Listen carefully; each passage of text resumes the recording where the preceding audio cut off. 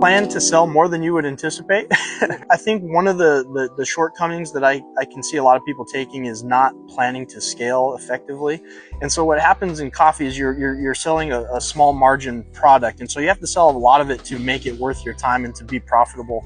And so when you start thinking about that, you really want to put it in terms of, how do I get to a point where I'm selling enough to be a profitable business, and not taking a half step. Because the half step isn't really going to get you where you need to be.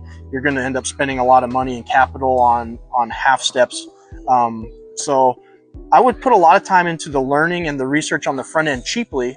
And so you're roasting, you're learning, you're evaluating the market, and you're perfecting your craft at a small scale first, and putting a lot of time and effort into developing your product, your look, your feel. And then when you're ready, you make the jump sufficiently big so that you're able to be profitable and reasonably successful in a short amount of time.